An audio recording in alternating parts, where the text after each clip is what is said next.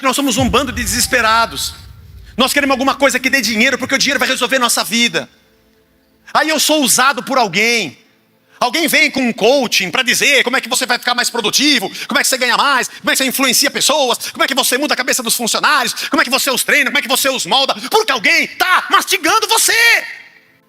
Desempenho, produtividade, sabe como é que é? Otimização de recursos, frases de efeito. Aí vão te dar um dinheiro para um carro e vão ganhar milhões, porque alguém está usando você.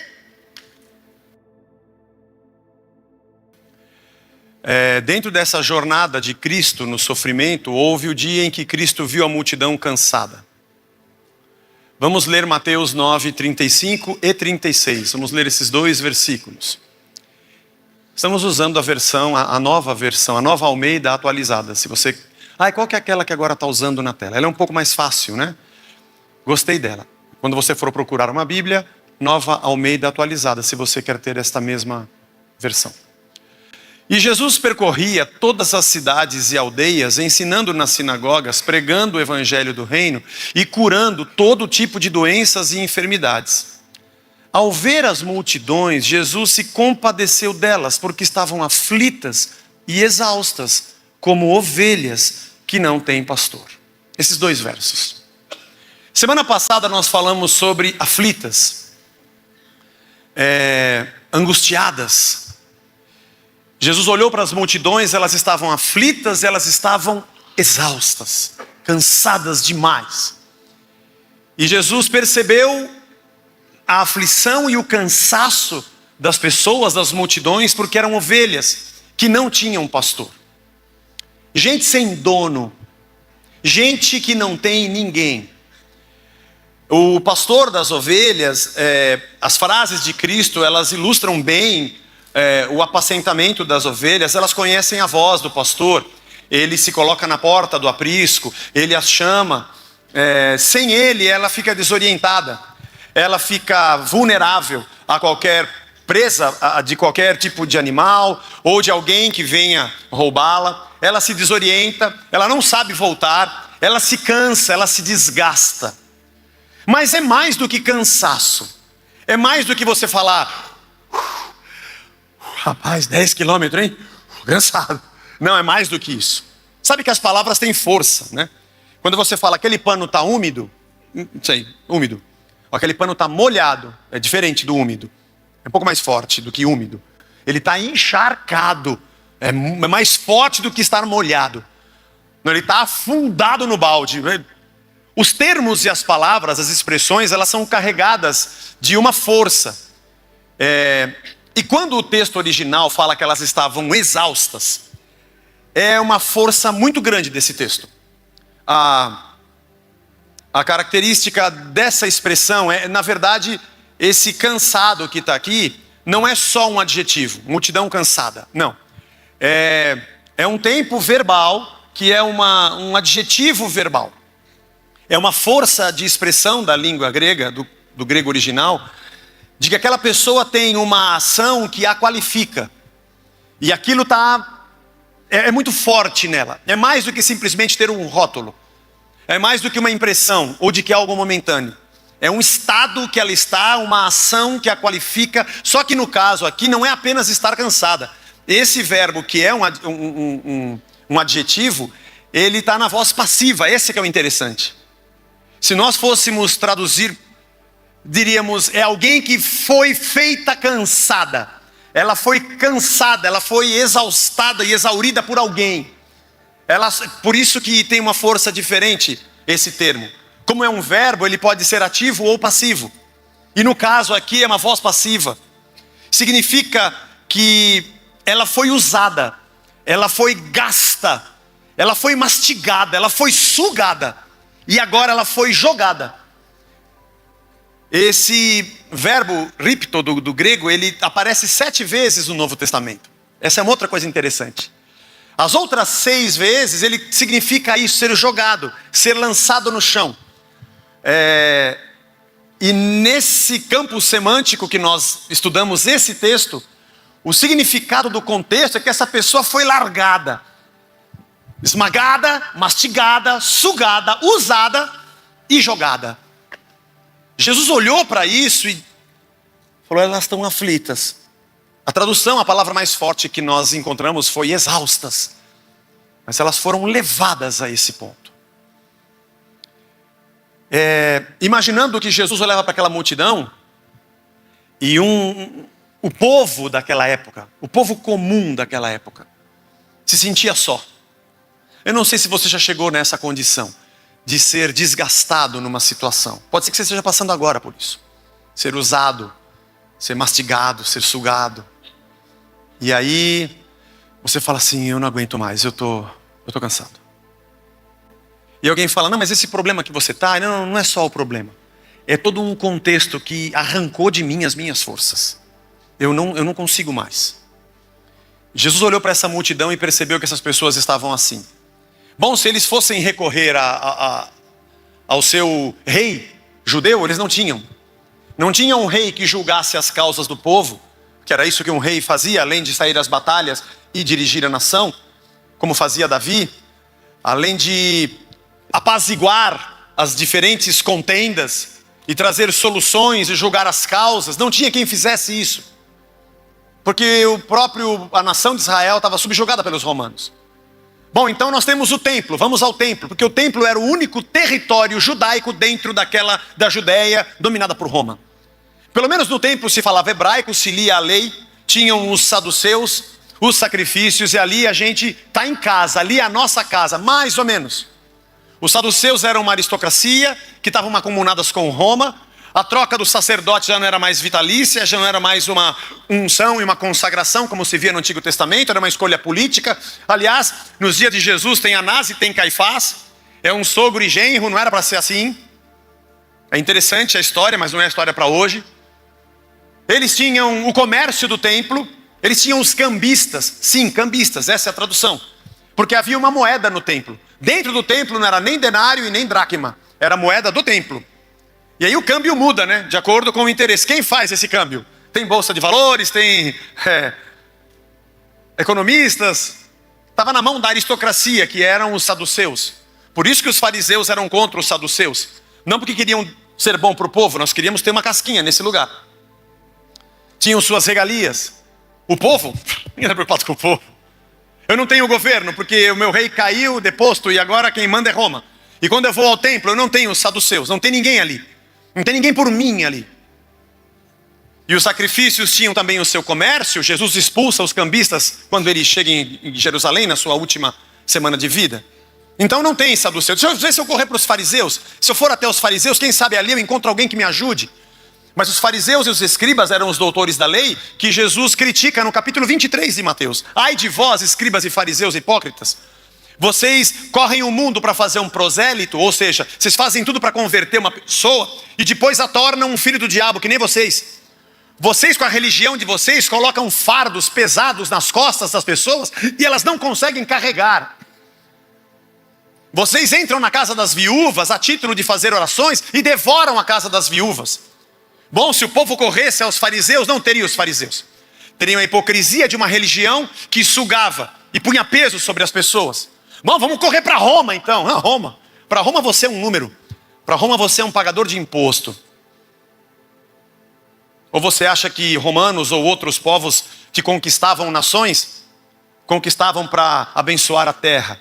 Roma chegou lá com assistente social, psicólogos.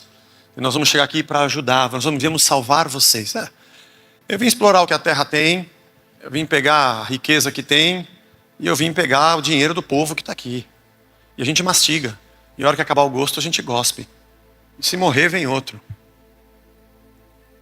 Jesus olhou para essa multidão e disse, eles estão cansados.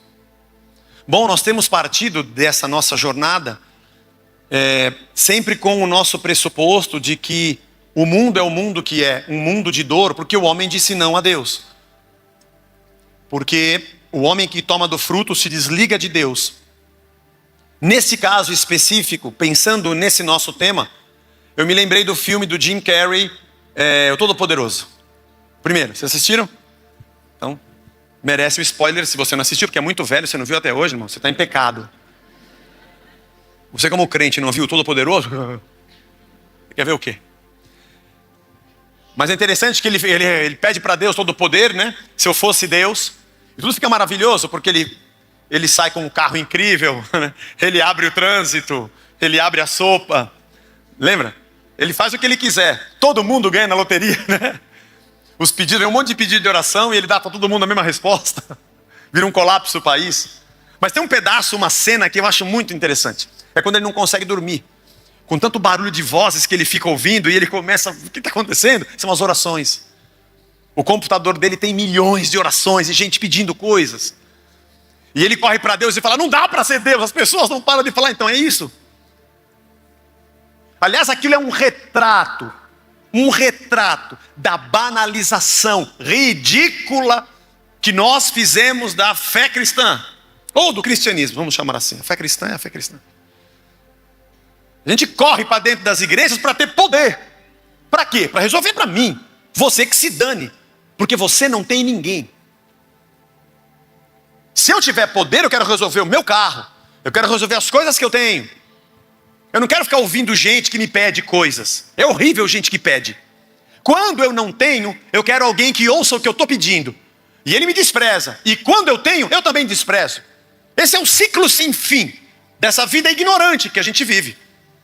Porque no dia em que o homem tomou do fruto e disse, eu não quero Deus para mim, eu sei o que é o bem e o mal, ele se tornou Deus de si próprio e Deus dos outros. Agora nós estamos lançados à nossa própria sorte. Por isso o mundo sem fim caminha para um colapso. Porque nós agora somos responsáveis, já que você é Deus ou Todo-Poderoso, você cuida de tudo que eu cuidava. É interessante pensar dessa forma. Mas nós não damos conta disso. E o mundo avança na ganância, no individualismo, na ignorância do ser humano. E as pessoas estão cansadas. Estavam naquela época, como é nos dias de hoje. Talvez você mesmo se sinta assim. Porque você diz assim, não, a gente tem que resolver, tem que ter lei para isso aqui. O Brasil tem que ir, o país tem que ir, e não sei o que tem que ir. Aí você vai à classe política. Não tem ninguém ali. Não tem ninguém ali. Sabe o que é ninguém? Não tem ninguém ali. Nós somos números de voto. Nós somos estatística eleitoral. Queria que você perdoasse a acidez realista das minhas palavras. Se la vi, não tem ninguém ali. Nós somos números. A gente sai na rua em manifestação. Pode ir, irmão. Não tem problema, não tem pecado. Para uma parte do poder, é ótimo você estar na rua. Para outra é péssima. Então a outra vai mobilizar uma outra massa. Porque massa é poder. A massa procura alguém. E tem alguém à frente da massa. Mas não tem ninguém ali. Porque você é o número do seu título de eleitor. Você é força quantitativa de mobilização para outros interesses. Porque não tem ninguém ali. Você é número de militância. Você engrossa fileiras. Não tem ninguém ali. Porque o dia que você precisar de alguém ali, você vai morrer cansado nas filas dos hospitais, na fila das vagas das escolas, na fila por remédio no posto de saúde, nos guichês das repartições públicas, esperando que tenha alguém ali. Somos entregues à nossa própria sorte. É uma terra de ninguém. Por isso que a gente está cansado. São ovelhas sem pastor. Gente sem dono. Você acha que você vai resolver a sua vida então sem isso? Se o poder público não faz, eu vou ganhar a vida, eu vou trabalhar, eu vou me virar. Porque tem negócios, tem empresas, eu vou vencer na vida. A Betina tem 22 anos. E tem 1.042.000 reais de patrimônio acumulado. Irmão do céu, alguém dá mais 1 milhão para a Betina para ela sair da internet. Coitada dessa moça. Eu não sei se é verdade ou se é só propaganda. Se ela tiver mesmo, boa sorte, Betina. Vai gastar e deixa em paz que eu estudo na internet. Eu vejo palestras, eu vejo cursos, eu estudo, eu vejo pregações, né? Vídeos. E essa semana, rapaz, se cada vez que ela falasse, ela ganhasse mais 1 milhão, eu vou te dizer, era a dona do mundo. Só nos vídeos que eu vi, né? E você corre para o mercado, desesperadamente, nós somos um bando de desesperados. Nós queremos alguma coisa que dê dinheiro, porque o dinheiro vai resolver nossa vida. Aí eu sou usado por alguém. Alguém vem com um coaching para dizer como é que você vai ficar mais produtivo, como é que você ganha mais, como é que você influencia pessoas, como é que você muda a cabeça dos funcionários, como é que você os treina, como é que você os molda, porque alguém está mastigando você. Desempenho, produtividade, sabe como é que é? Otimização de recursos, frases de efeito. Aí vão te dar um dinheiro para um carro e vão ganhar milhões, porque alguém está usando você. Para o mercado, nós somos consumidores, nós somos números. Nós somos likes. Somos likes. Somos funcionários. Somos um número na estatística de vendas, de consumo. É isso que a gente é. Nós somos audiência. Se você for procurar os seus direitos, vai ter um robô para te atender. Porque não tem ninguém ali. Tem ninguém ali. É assim, você liga, aí ele fala assim, digite o seu CPF. Digita. Digita o código da rebimboca. Digita. Aguarde um instante que vamos reconhecer o seu cadastro. Aí toca uma musiquinha, toca um samba, fala não sei do que, passa 1 minuto. Não é assim? Aí volta. Pronto. Já localizei você. Se o seu problema é, aí vem aquela URA com não sei quantas opções. Digite 372, se for para aí você, ai caramba. Aí por uma questão de miséria, porque desgraça pouco, é bobagem, a sua opção deve ser a última. Desgraça pouco é bobagem, você fica esperando. Bom, quando passou uns 10 minutos, e aí quando fala assim, ó, agora alguém vai te atender, fala, pronto, anote o seu protocolo. Pô, mas é um protocolo. Eu não anoto, irmão. Quer que repita? Não, não. A primeira coisa que a pessoa te pergunta quando ela atende é o seu nome, o seu CPF. Não tem ninguém ali. Não tem ninguém ali. Por isso que a gente está cansado. Quem confia que é o governo, é o Estado que vai fazer, não tem ninguém ali. Você acha que são negócios, que é o mercado? Não tem ninguém ali. Você acha que a solução da sua vida, então, está nos relacionamentos? Conhecer pessoas, eu tenho que encontrar alguém. Encontrar alguém. Encontrar alguém que me dê amor. Essa música é legal. Encontrar alguém. Somos produtores de sexo. Somos vendedores de afeto. Somos produto. Somos objeto de consumo. Na chantagem emocional dos carentes. No grande mercado dos relacionamentos. É o peso que você tem, é a roupa que você usa. Você vai para a prateleira para ver quem te consome. De acordo com a quantidade de roupa que você tem, é os likes que você recebe. E assim você vai temperando. Porque no meio de muitos likes eu devo pescar alguém. Tem muita gente lá. Aliás, quanto menos roupa você tiver, mais gente vai ter. Mas quando você procurar alguém, talvez você não encontre ninguém, porque não tem ninguém ali. Não para te oferecer o que de verdade você procura no seu cansaço exaurido, na sua busca. Vai ter muita gente para tentar tirar mais alguma coisa de você. Somos servos do sentimento de alguém. Somos empregados das loucuras sentimentais de alguém. Somos um brinquedo a tiracolo, mastigados, usados e cuspidos. Cansado. Aí você fala, vou para a religião. Alguém te fala, tem que ir para a igreja. Aí você vai para a igreja. Na igreja nós somos multidão. Na igreja nós somos cabeça de gado. Ofertantes ou dizimistas cadastrados. Na religião nós somos Ofertas. Somos força realizadora institucional gratuita para a projeção das honrarias de um alguém. Mas quando você procurar, não tem ninguém ali. Somos estatísticas religiosas. O congresso estava lotado. O evento na praça estava cheio. O mais lindo é quando vai todo mundo à frente. Vem todo mundo para frente. E você não tem a foto. E alguém de mão levantada. E o pessoal... Ah! Um monte de ninguém. Procurando um alguém. E não tem ninguém ali.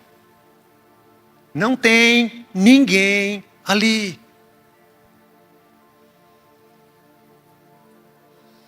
Enchemos estádios, passeatas, achando que vamos ganhar poder. Estamos empoderando alguém que não é ninguém. Porque quando a classe religiosa se junta com a classe da liderança do país, nós somos apenas um número na mesa. Eu represento não sei quantos fiéis.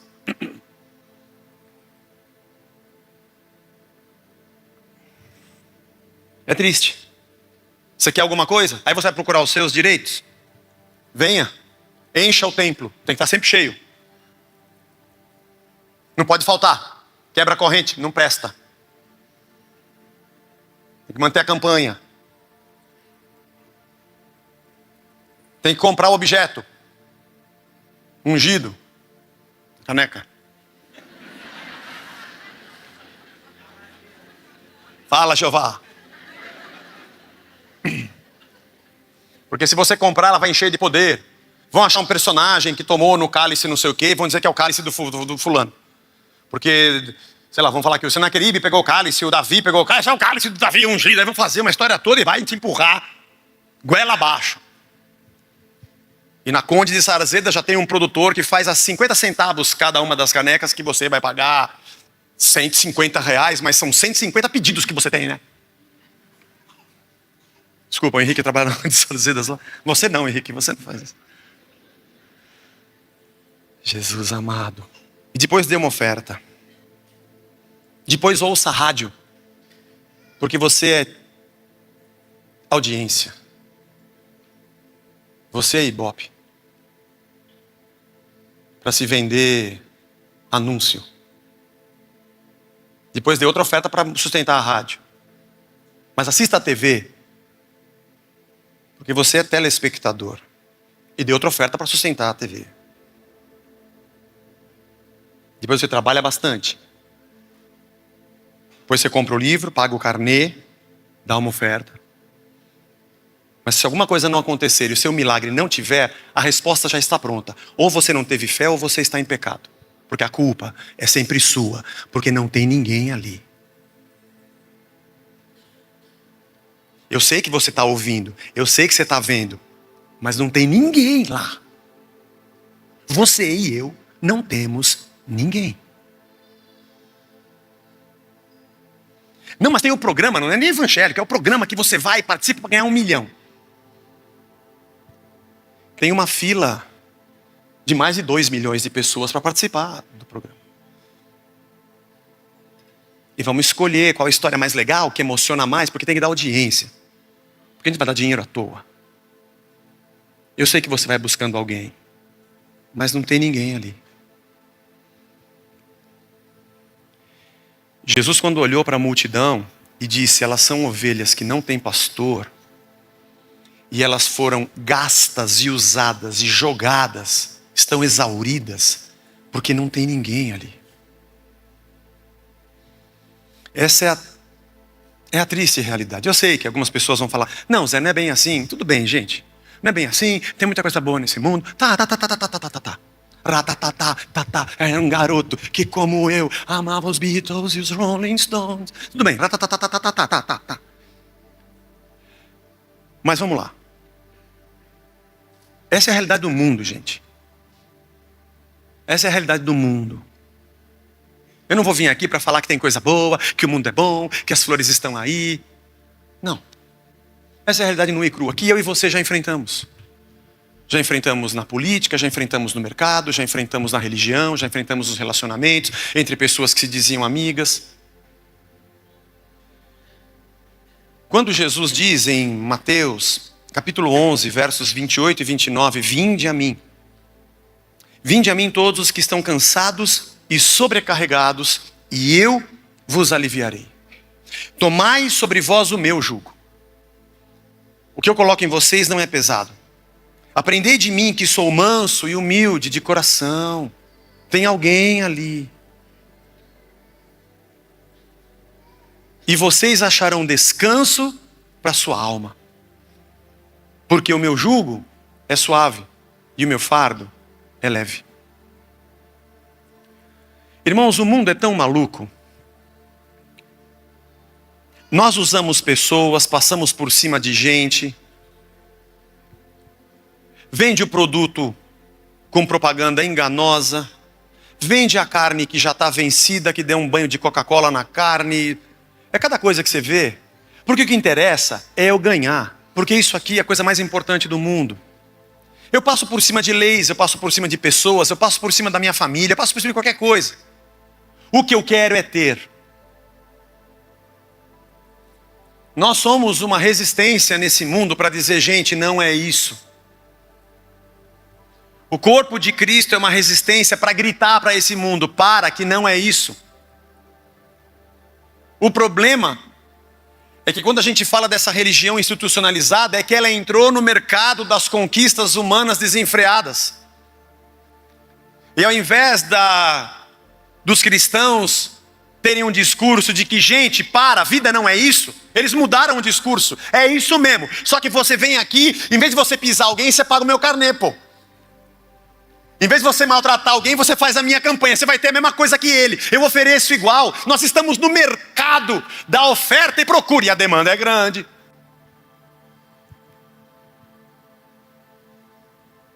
Quando Jesus diz, venham a mim, e eu vou aliviar vocês. Vocês vão ter descanso na alma de vocês.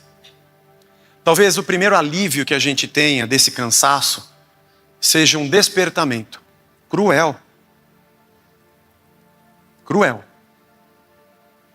Mundo cruel. E acordar e dizer, infelizmente é isso. Tudo bem que a gente pinta o palhaço, a gente pinta o porco, né? Transforma o de palhaço, coloca umas cores, coloca um monte de coisa, mas você tira essa maquiagem, é isso que está por trás. Não tem ninguém ali. E Cristo diz, tem alguém aqui. Aliás, tem o Senhor aqui. Tem o Senhor que vê o homem comer do fruto, se desligar e dizer, eu sou Deus da minha vida e da nossa vida, e o mundo que avança para o caos, em caos, para o caos e para o fim, ele vem, abre uma porta e diga, voltem a mim. O alívio de vocês não está nessas coisas. O alívio de vocês está em mim. O nosso alívio está em Cristo, porque Cristo é aquele que nos cura, que nos livra. Ele é aquele que pontualmente traz solução. É uma das maneiras do nosso alívio chegar, é quando você está no meio de uma batalha e Deus chega e fala, ponto final.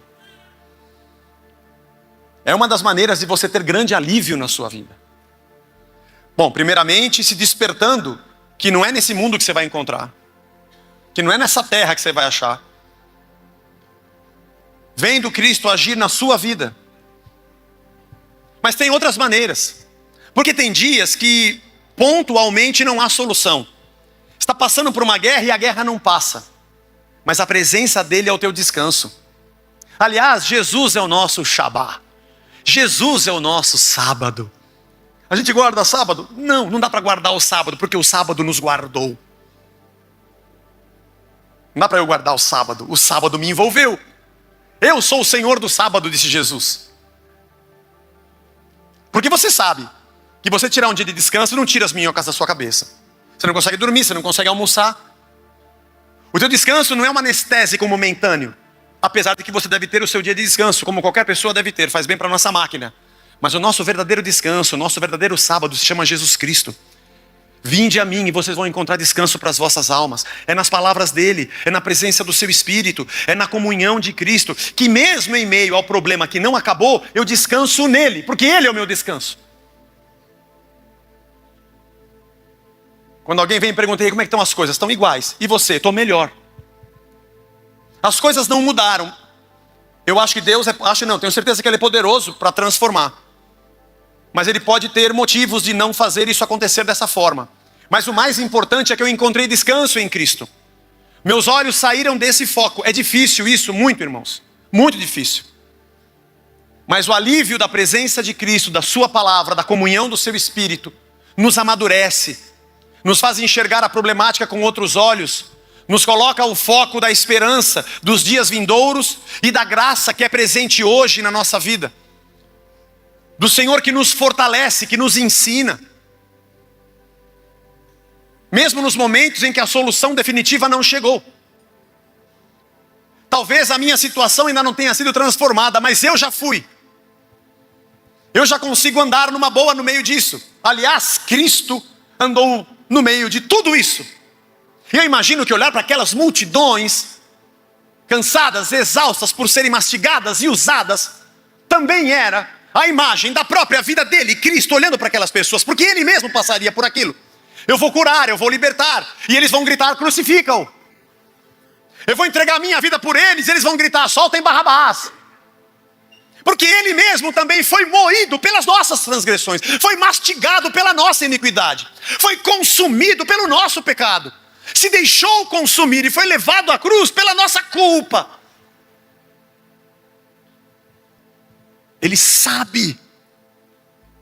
Porque se alguém já fez isso com você, a humanidade toda, de todas as eras, fez isso com o próprio Deus, com Cristo, com o Filho de Deus. Esse ambiente é um milagre. Irmão, não deixe a pessoa que está do seu lado sentir que não tem ninguém, porque você é um alguém. Por favor, não faça desse prédio a sua igreja. Você é membro do corpo de Cristo e membros uns dos outros. Nós oramos aqui uns pelos outros. Irmão, dá um abraço nessa pessoa que você orou por ela. Qual é o nome dela? Como é que você chama? O que está passando? Pô, guarda esse nome na sua cabeça. Ora durante a semana. De repente, domingo, você senta no mesmo lugar. Como é que você está? Você está legal? Irmão, se a gente não conseguir fazer isso, Jesus. A comunidade é lugar de alívio. Porque tem alguém aqui. Eu tenho um Deus comigo. Nós temos uns aos outros. A comunidade dos discípulos de Jesus, que glorificam a Deus e sinalizam o reino. Ele, o nosso sábado, o nosso descanso, a nossa cura e a nossa fortaleza. E o nosso irmão, como parte de mim mesmo. Não se aproveite da fragilidade de alguém. Não se aproveite de alguém estar mais fraco para você subir em cima dessa pessoa. Não use o que alguém te contou para você usar para colocá-la por baixo numa disputa qualquer de cargo ou de título, seja na igreja ou seja no trabalho. Não seja falso. Não se aproveite da dor de alguém. A dor de alguém é um campo sagrado, que a gente pisa com cuidado. Lá não é lugar, não é campo de exploração. Lá é campo de doação e de ministério.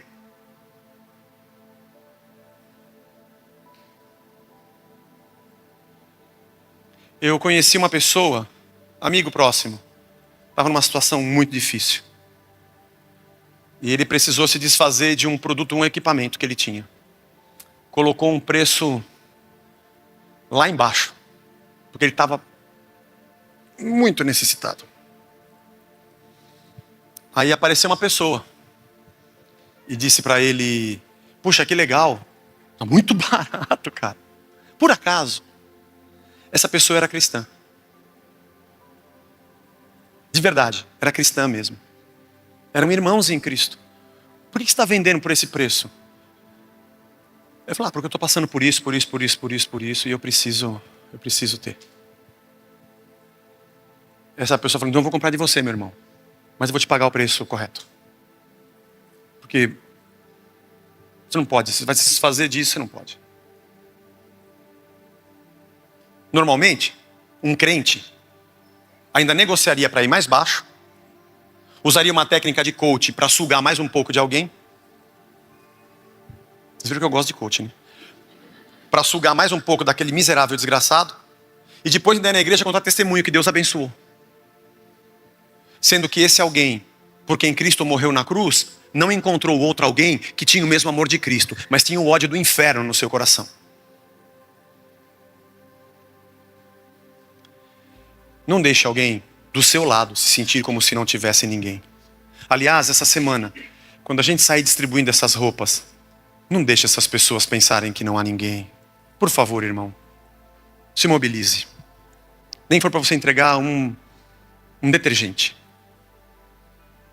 E não faça isso para que as pessoas venham para a igreja. Não é isca. Ó, levantei. Não vai pegar não, tem que vir aqui para a igreja. Ó. Vem. Ali é o gasofilaço, tem que deixar ali. É pedágio. Beleza. Vou pôr aqui no chão, você pega e sai correndo, porque você não tomou banho, né? Não, isso não é a igreja de Cristo.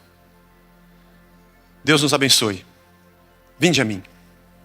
Vocês vão achar descanso para as vossas almas. Hoje é dia de nós nos desligarmos dessas expectativas tolas.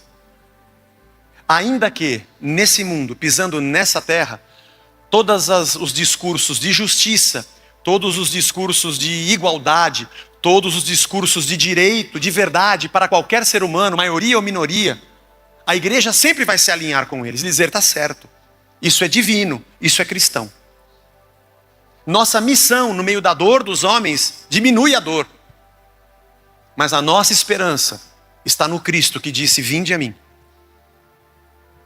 E no povo que diz, a gente também está aqui. Eis-me aqui, Senhor, me envia. Sejamos o povo que se derrama aos pés da cruz e é aliviado por Cristo, pelo seu fardo leve. E aprendemos dele que é simples e humilde de coração. E sejamos reprodutores disso. É uma chance desse mundo conseguir enxergar a luz no fim do túnel e se aproximarem de Cristo. E você que está no meio dessa guerra tremenda, tem alguém ali, irmão. Tem alguém ali. E tem gente aqui. Deus nos abençoe. Descansa o teu fardo em Cristo.